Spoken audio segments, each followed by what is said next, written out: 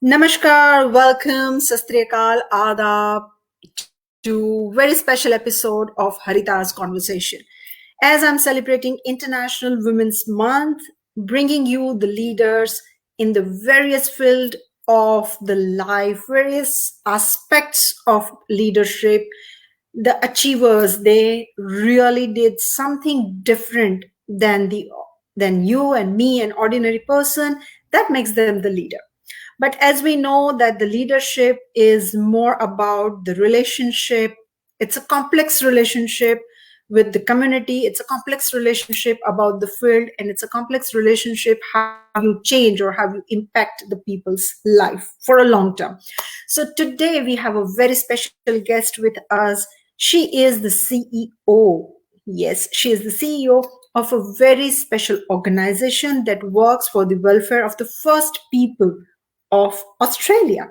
And we also know them as Aboriginal people.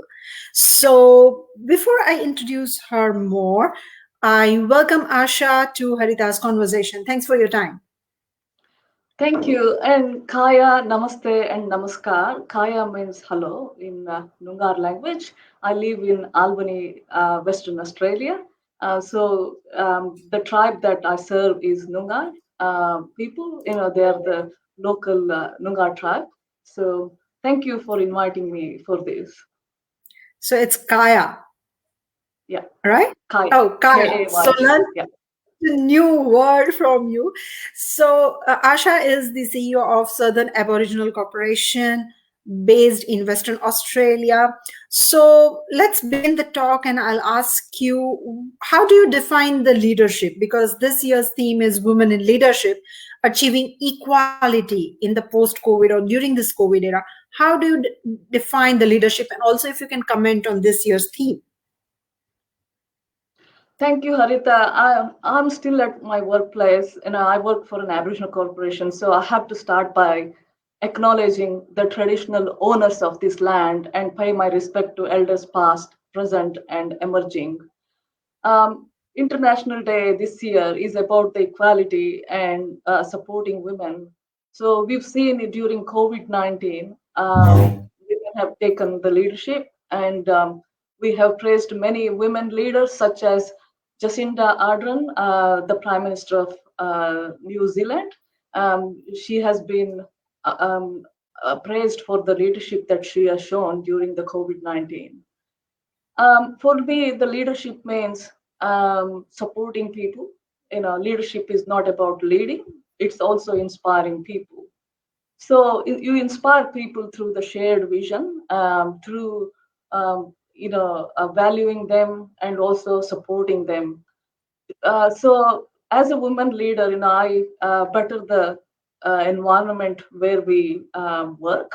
And me, leadership is also about instilling positive values at workplace, because as a business we go up and down all the time, but it's for the leaders, that you have to show a lot of courage.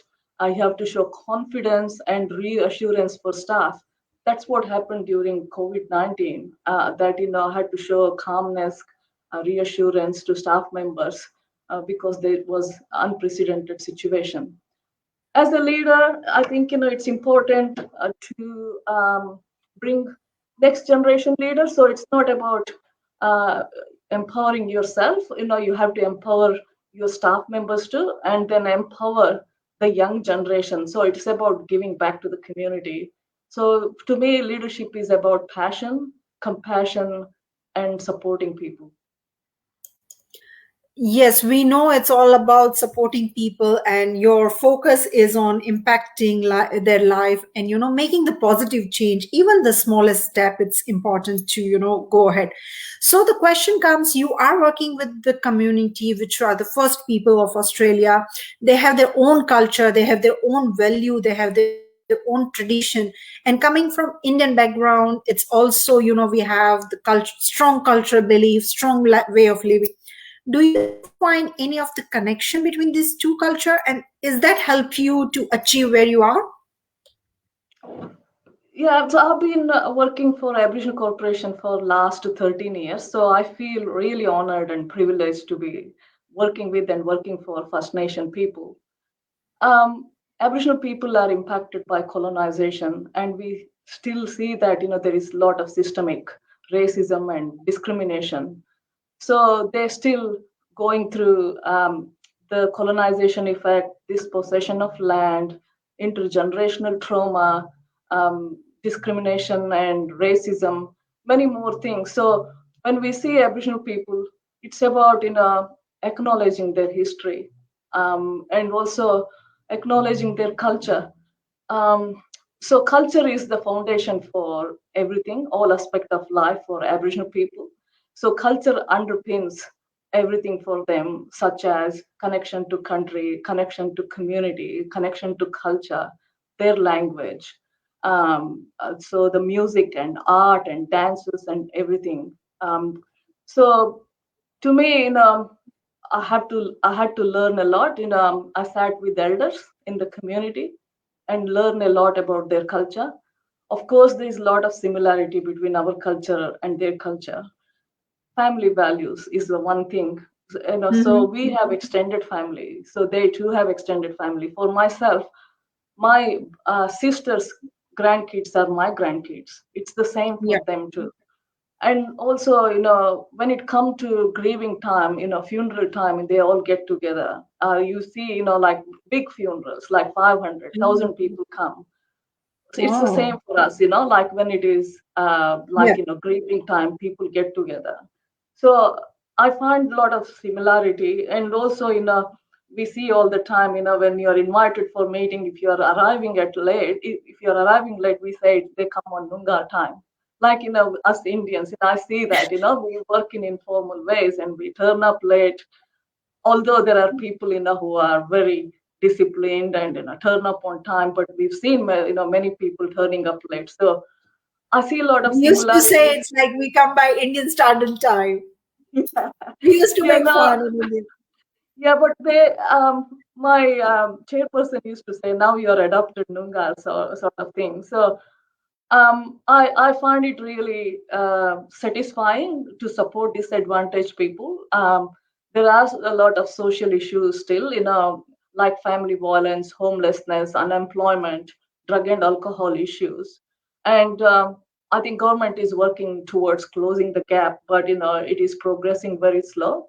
And sometimes I get frustrated too. The progress is very slow, but to me, if I take baby step and achieve one thing, it's a win for me, and it's a win for the Aboriginal people. So I advocate for Aboriginal people, voice their concerns, lobby with government and funders to get more funding to support them and realize their potential. Yes, that's what the leader do. I also like the quotation where many of the leaders they say, and Greta recently say that you are never a small person to do any changes. Even a small step or a small victory can make a big difference in a future we don't know. So if we talk about the corporation and being a CEO, do you think your challenges are slightly different than the mainstream businesses? And if we talk about your challenges, your experience, any of the memorable incidences, if you can share? Yeah, or definitely I can talk about at a length, the challenges that I face because I'm a non-Aboriginal CEO in an Aboriginal organization. It's very unconventional. Yeah. And I see different Aboriginal corporation, you have Aboriginal leaders. I'm the I think I'm the one of the few non-Aboriginal migrant CEO I can say. I face a lot of racism and discrimination coming from everywhere, from like white people as well as Aboriginal people sometimes. So I see lateral violence coming from different angles. But to me, I have been elected as a CEO of this organization, so I feel that I have that authority, I have that power to be able to lead. So it can be challenging, even when you go and sit with mainstream people, stakeholders in a big meetings. Then I get challenged again because I'm sitting with males, and then I'm sitting with women from here, and that I'm a non-Aboriginal and advocating for the rights of Aboriginal people.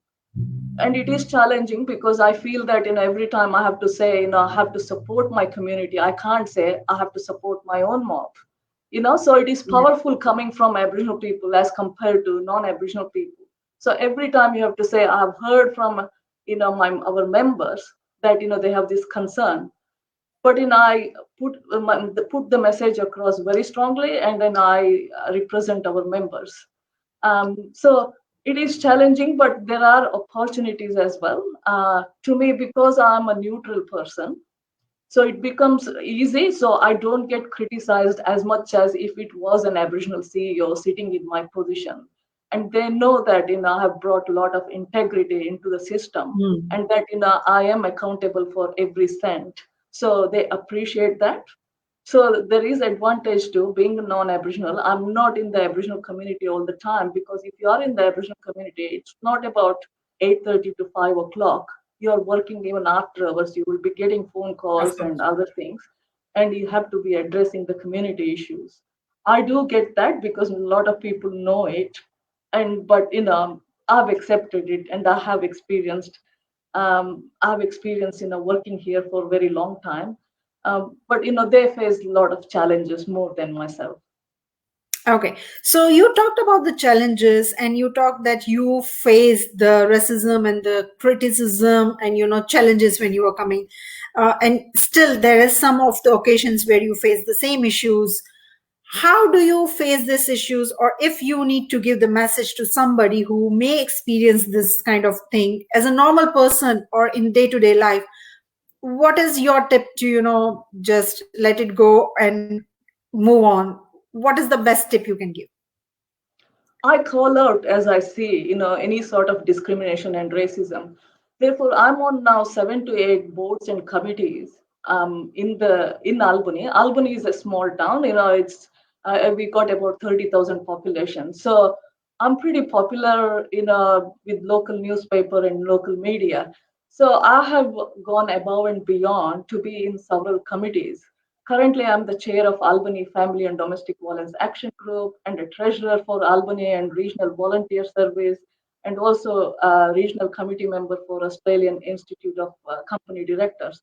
So the why I go to these committees is to raise awareness about Yeah. us migrant people can take leadership roles, and we can contribute too, and we have values, we have skills and experience.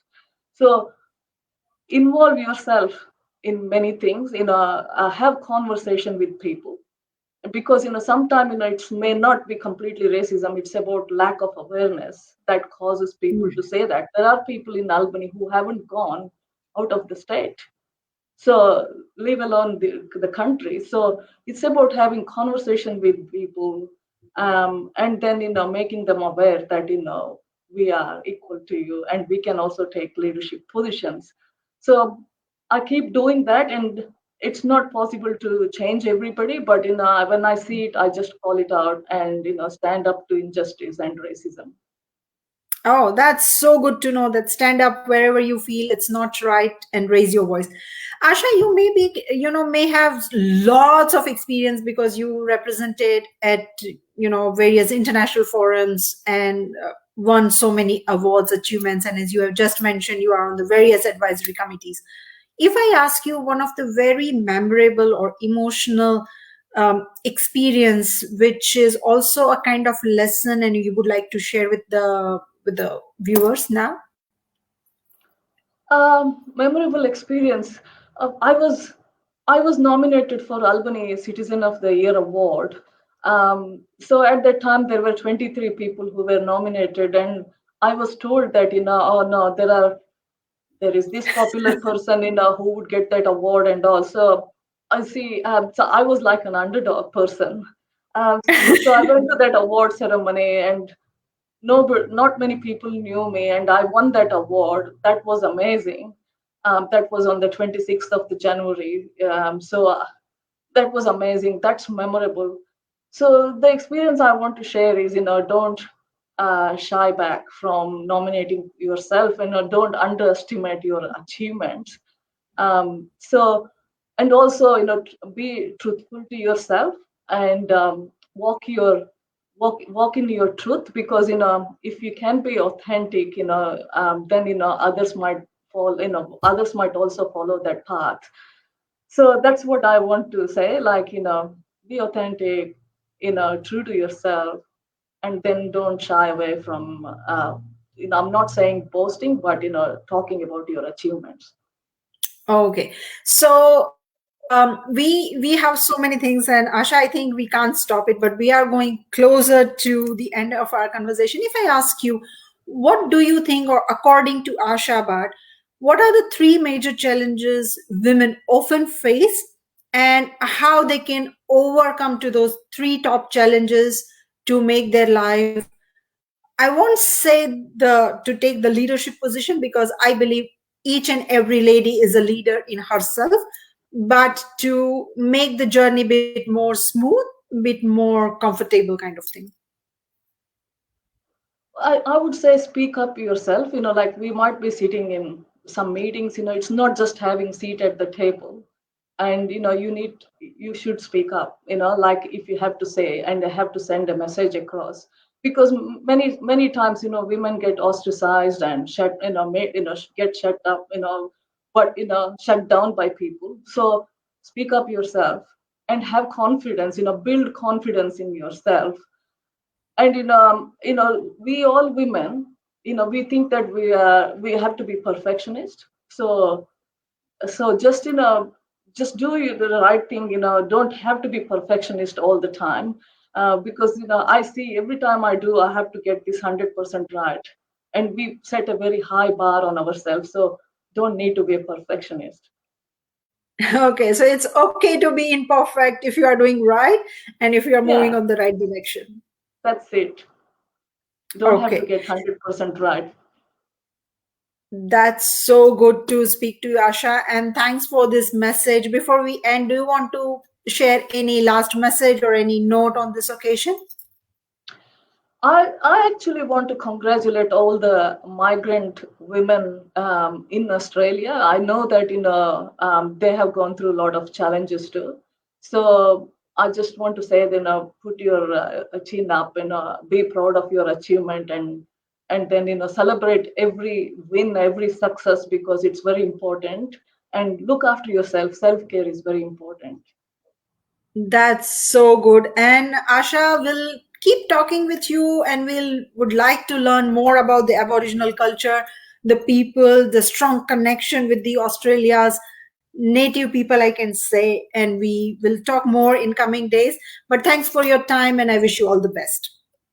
Thank you, Harita, and goodbye to everybody.